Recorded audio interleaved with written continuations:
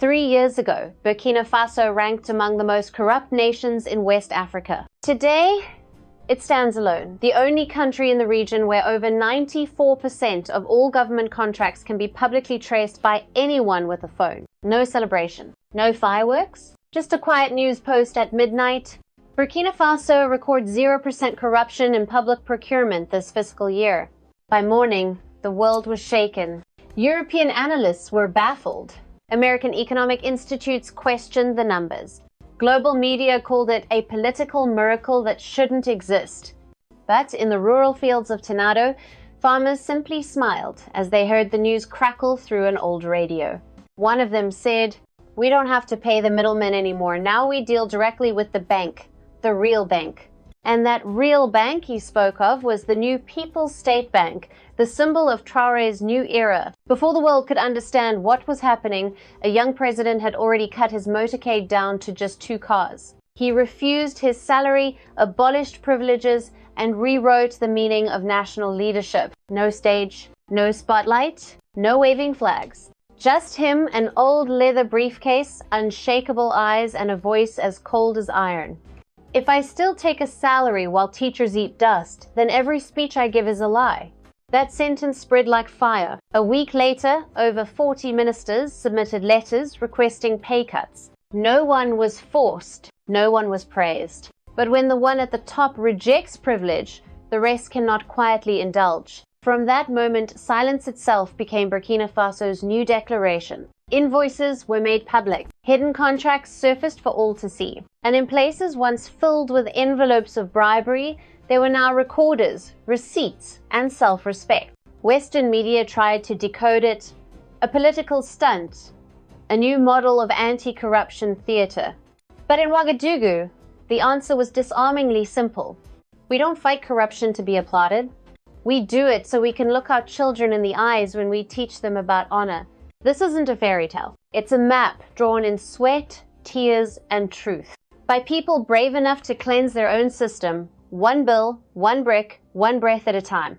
A silent uprising where a clean ledger became Africa's greatest modern revolution. And today, as the sun rises over the red, green, and gold flag, the people of Burkina Faso see more than the colors of their land.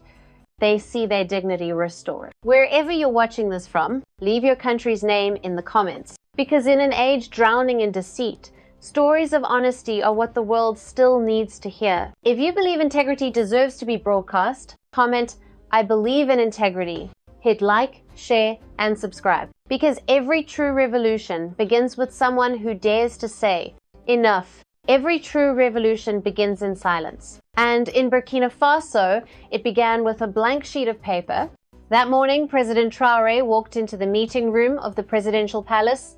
No reporters, no camera shutters, only a stack of salary files laid neatly on the table. He turned each page, eyes steady, unblinking. Then he spoke softly to his chief of staff. "If I take a salary while nurses survive on hunger rations, then I am eating from their tears." It wasn't a speech. It was a verdict on himself. That afternoon, he signed a short decree. The president declines all salary allowances and privileges.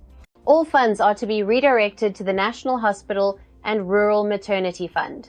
No announcement, no signing ceremony. Just a small line printed in the official gazette. But when the news spread, the nation held its breath. 7 days later, before dawn, small cars began to arrive one by one at the National Treasury. No sirens, no escorts. One by one, people stepped out, calm faces, white envelopes in hand. They were ministers. The Minister of Health, of Education, of Defense, of Transport. Each quietly placed an envelope on the budget desk. Inside, not money, but handwritten letters. "I voluntarily reduce my salary by 60%. I donate my entire housing allowance. I return my quarterly bonus to the People's Relief Fund." By noon, 43 envelopes were stacked on the table. The Treasury officer, a man long accustomed to shady contracts, stood speechless. He called the palace. "Sir, this has no precedent." Traoré replied, his voice calm. "That's why it must happen." Instead, that evening, the letters were uploaded to the public transparency portal, every signature visible, every word traceable. No one knew who started it or who followed, but faith spread faster than any law. A week later, across remote provinces, district chiefs, headmasters, even judges began sending their own letters.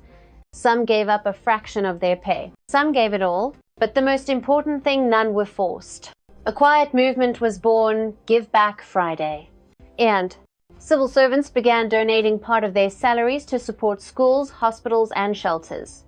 No slogans, no committees, just self-respect.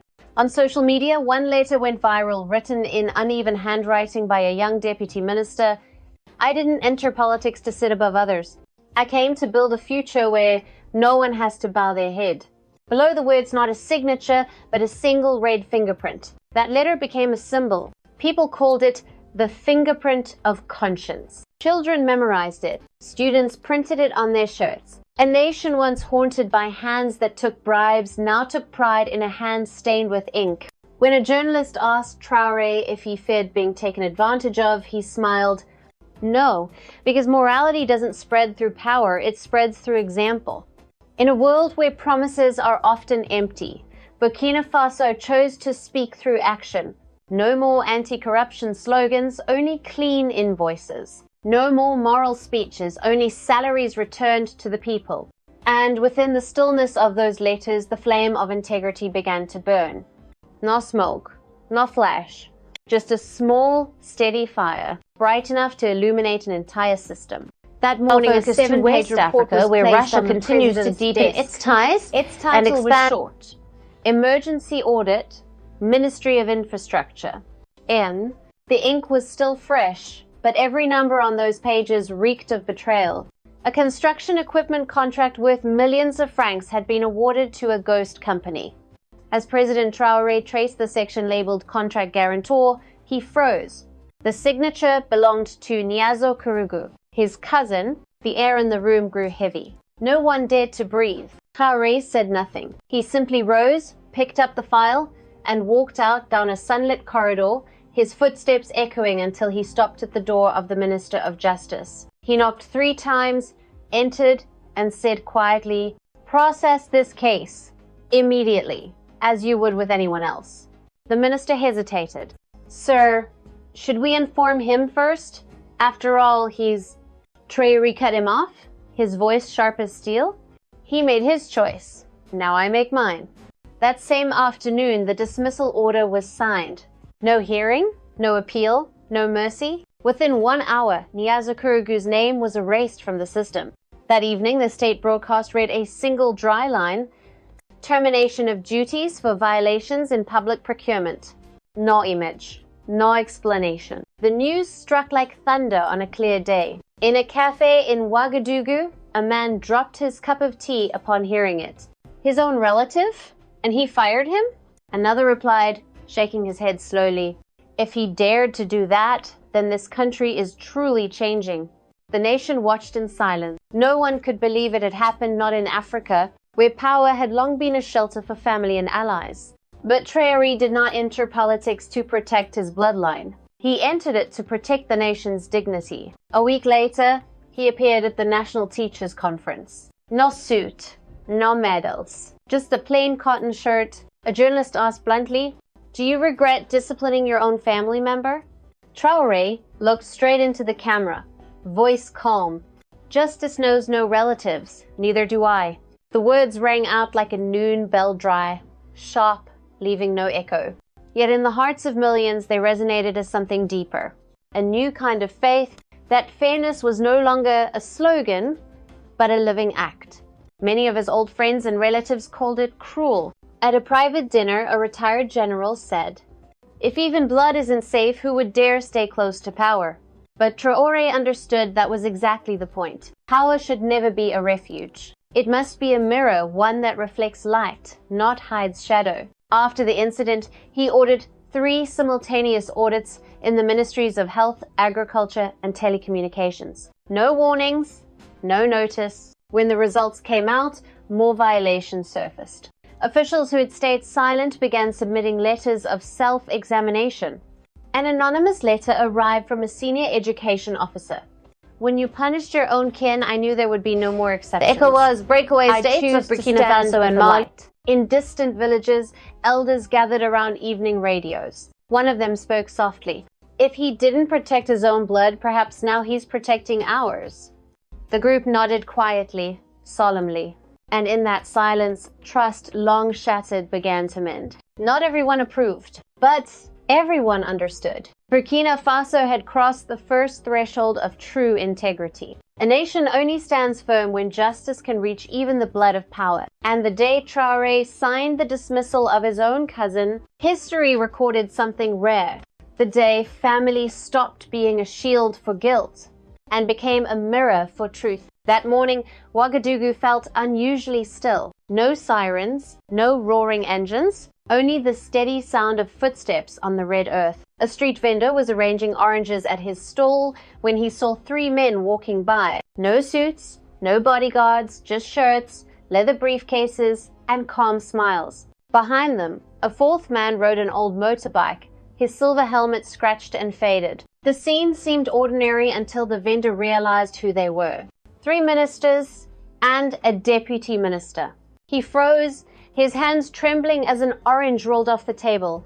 They're walking, no cars? A young woman nearby whispered, "It's not that they don't have cars. They just don't want to walk ahead of the people anymore." A photo, snapped on an old phone, appeared online. Within 6 hours, it spread across the nation. 3 ministers walking through a dusty street. No flags, no slogans, only long shadows behind them. The caption was simple. They used to walk ahead of us. Now they walk with us. That photo became a symbol. People called it the footsteps of integrity. 2 weeks earlier, in a closed cabinet meeting, President Traoré had written a single question on the board. How can you serve the people if you've never stood beside them in the street? No one answered. He didn't order them. He didn't demand anything. He only added, if we want the world to respect our dignity, let's start by living with dignity among our own. The meeting ended in silence. But in the days that followed, that silence turned into motion. One by one, ministers and deputies quietly handed their car keys to their drivers, saying, "Today I'll walk." Drivers thought they were joking. But the next day, they really did walk to work. The day after that, 2 more joined, then 3. Within a week, nearly 60% of high-ranking officials had abandoned their government cars. The once polished black Land Cruisers sat idle in the lot, gathering dust. A new decree soon followed.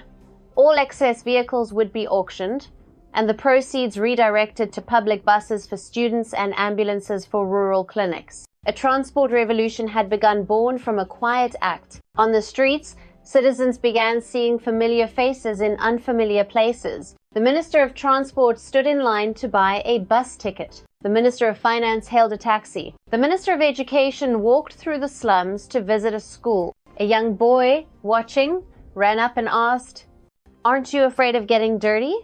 The minister smiled. "If the people's road is dirty and I'm afraid to walk it, then I don't deserve to lead them."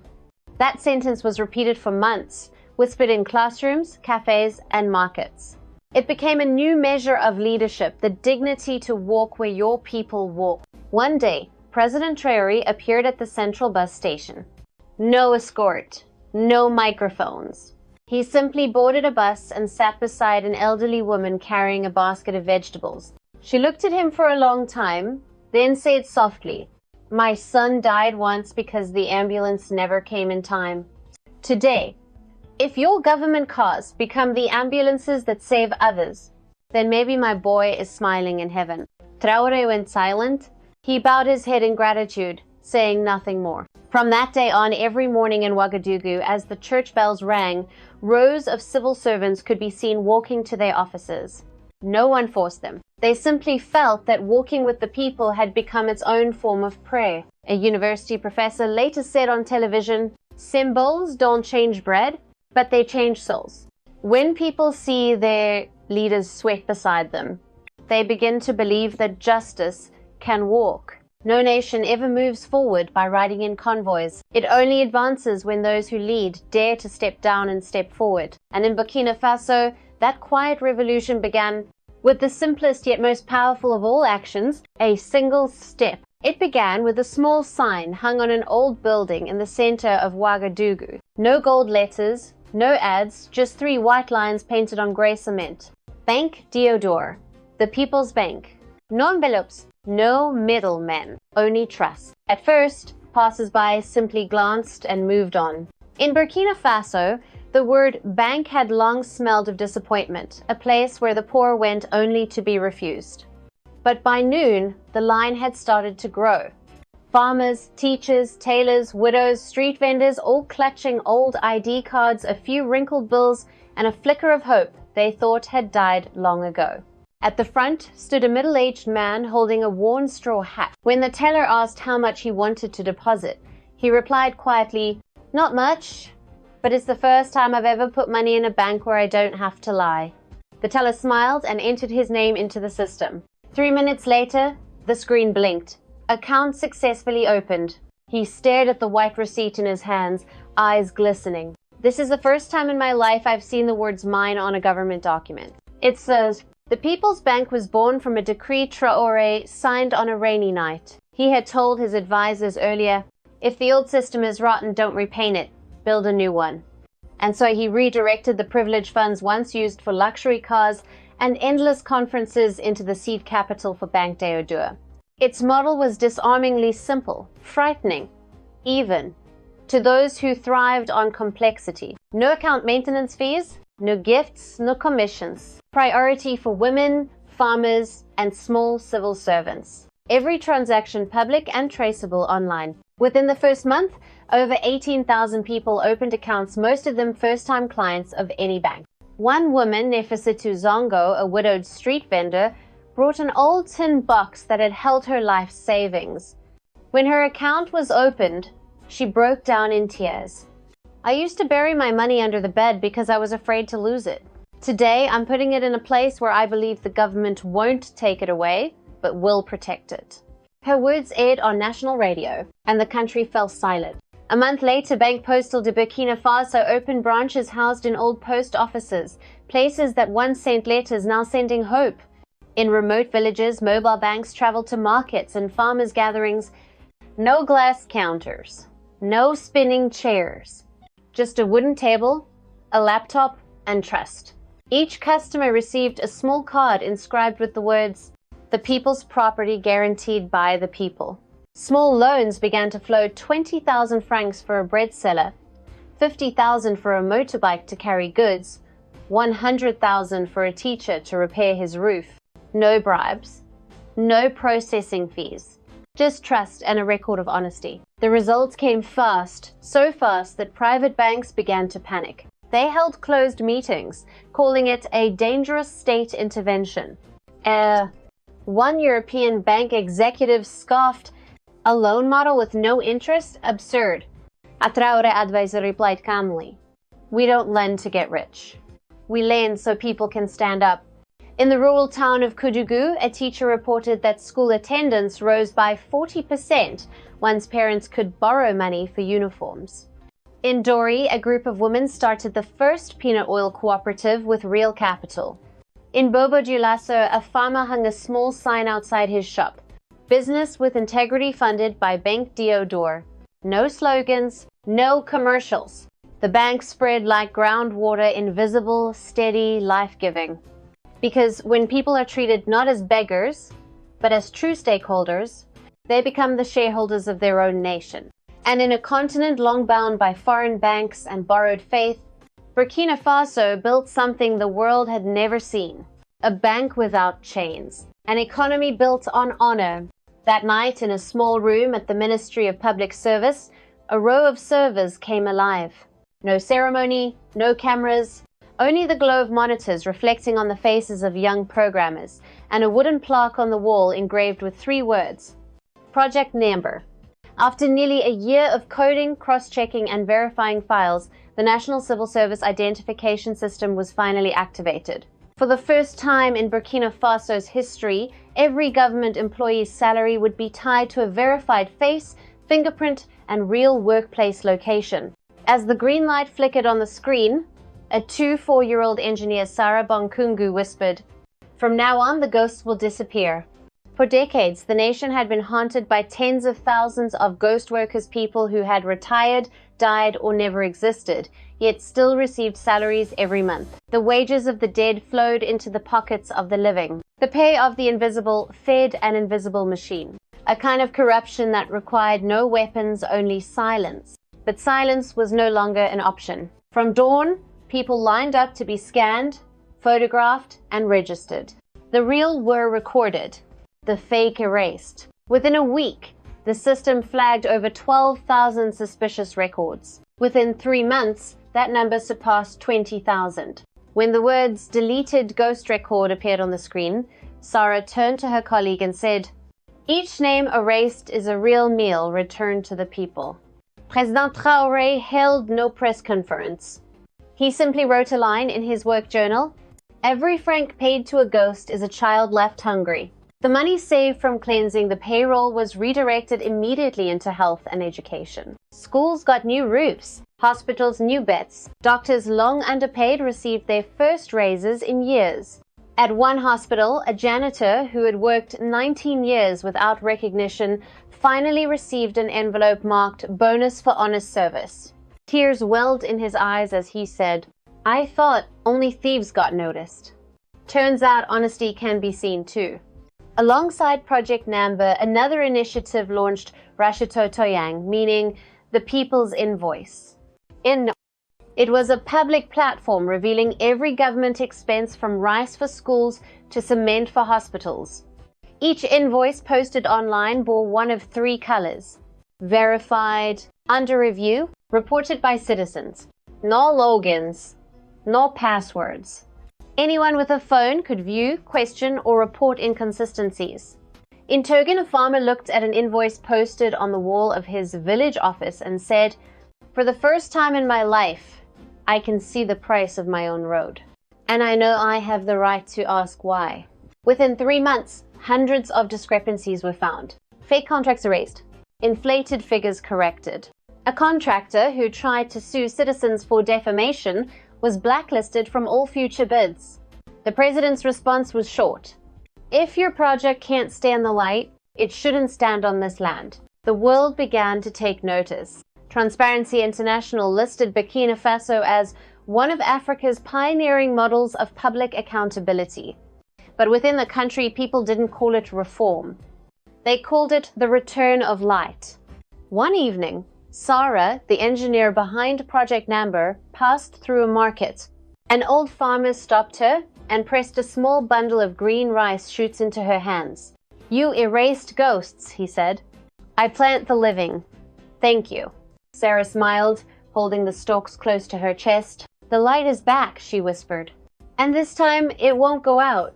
No prisons, no guns, no slogans, just light." Because in Burkina Faso, people had learned one truth, one that echoed through every clean ledger and honest receipt.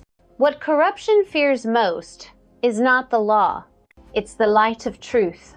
It was a sweltering May evening in Ouagadougou. Inside a private room at the Hotel Les Ambassadeurs, a long table gleamed under candlelight, white linen spread crisp, crystal glasses glowing softly. Across from President Traoré sat the familiar faces of the old order: the French trade envoy, the German attaché, the Belgian advisor, and an EU commissioner for African investments. They had come with one purpose: to persuade Traoré to slow down his transparency revolution. A waiter poured wine, the sound faint, like rain on glass. For a moment, no one spoke. Then the German delegate began, his tone smooth, rehearsed. "Mr. President, your transparency reforms are admirable, but they're causing ripples. Our companies are struggling, contracts are under too much scrutiny. You understand, surely, that economies need a little flexibility." Traoré said nothing. He simply turned his glass of water slowly in his hand, the candlelight glinting in his eyes, neither cold nor warm, only still as stone. The French envoy leaned forward. "We fully support reform, of course. But if every contract is made public, there will be no room for soft diplomacy. On the global stage, discretion is sometimes necessary for stability." The Belgian representative spoke next, lowering his voice. Frankly, Mr. President, your policies are making traditional partners uneasy. In Europe, some things are better left in the dark. The air thickened. A long silence. Then Traoré set his glass down gently, exhaled, and spoke each word precise, unyielding. If your economies need darkness to survive, then I fear the light of ours will blind you. The room froze. He sat upright, his tone calm, but cutting like a blade. A market that feeds on envelopes is not a market. It's a cartel, and we will not sell our soul to a cartel. The note of finality in his voice stopped even the faint rustle of suits. The stenographer looked up. The waiter stood motionless. No one dared breathe. After several seconds, the young EU commissioner forced a thin smile. Mr. President, that sounds extreme. If investors withdraw, your economy could suffer greatly. Traoré answered without hesitation. Then we will invest in ourselves. My people have survived for centuries without those who buy honor with debt. We have land, we have Sunday, we have intelligence and dignity. We will not trade that for poisoned loans. He rose, walking slowly around the table, his footsteps echoing like a drumbeat. You fear transparency because it reveals the real numbers. You fear openness because it strips away control of the shadows. But we do not fear it, because when my people see exactly where their taxes go, they will never bow their heads again. The silence that followed was immense. Then, unexpectedly, the Belgian delegate lifted his glass and murmured, "To the market of value." One by one, the others followed. Glasses touched. No more objections, only a quiet, reluctant respect. They had just witnessed a small nation deliver a lesson to the world. The next morning, European headlines were brief. Burkina Faso reaffirms zero tolerance for corruption. But in the diplomatic corridors, a different whisper spread. That's no longer a small country. That's a sovereign conscience. Back at the presidential palace, Traoré returned to his desk. He looked at the small national flag beside him, smiled faintly, and said to his aide, "The world will test us again, but this light we've lit, no one can extinguish it now." A nation once lost in darkness now stood beneath the lights of the world, unbowed, unapologetic. For when dignity becomes policy, no one on earth has the power to buy it. That evening, the city of Ouagadougou was unusually still. No press conference, no film crews. Just a quiet room where the last rays of sunlight fell upon an old wooden cabinet. President Ibrahim Traoré entered holding a small, tarnished key. No guards, no advisors. He unlocked the cabinet, and before him lay 4 keepsakes. 4 fragments of a journey. The first, an old, wrinkled notebook, pages yellowed and soft at the edges, filled with the names of people he had met. Each line a story, a face, a heartbeat. Our 3 children still smiling, though there's no school. Boubacar, bridge collapsed, crosses the stream every morning. Enfras, those trembling lines reminded him that no policy, no matter how grand, meant anything if it did not touch real lives. Next to it lay a small, frayed Bible, its spine nearly broken. One verse underlined in red, "To whom much is given, much will be required." He closed his eyes, as if listening to the distant whispers of those who had fallen and those who still believed that morality never goes out of style. The third item, an old Burkina Faso flag, hand-stitched with coarse thread, its corners worn thin. In one corner, a message sewn by school children from the north. "We have no money, only hands to stitch, and faith to hold on." Traoré gently touched the golden star in the center. Light shone through the torn fabric, forming a narrow beam like the first crack of dawn. And finally, a folded letter, written in uneven handwriting, accompanied by a child's drawing of a bright sun. "I don't have a father, but my teacher said thanks to you, we have new books. Please don't forget children like me, even when you're tired." Signed simply, "From Saba, with gratitude." He read it slowly, then smiled, not the smile of victory, but of a man who knew his life had meant something. He folded the letter, placed it back in the wooden box, with the notebook, the flag, and the Bible, locked it, and whispered, These aren't my relics. They are the compass for whoever walks into this room after me. When he stepped out onto the balcony, the sky had turned violet.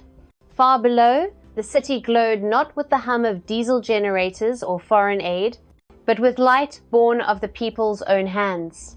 Children played under those lamps, singing the song he had once written for the schools, Oath of Integrity. From the square, an old man took the microphone and said, "We don't need to wait for heroes. The hero is anyone who keeps their word."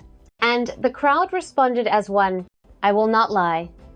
I will not forget who I serve."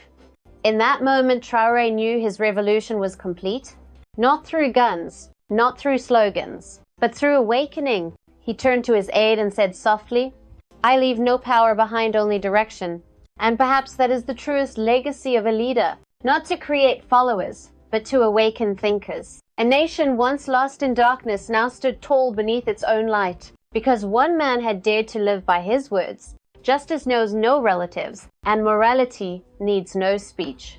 If this story moved your heart, leave a comment below. I believe in integrity, and because the light Burkina Faso kindled today shines not only for Africa, but for every corner of the world that once lost faith in humanity. Share this story so more people may know. Honesty can still win. And if you wish to keep walking this path with us, subscribe. For there are still many stories to tell of those who quietly rebuild the world, one receipt, one promise, one flame of truth at a time.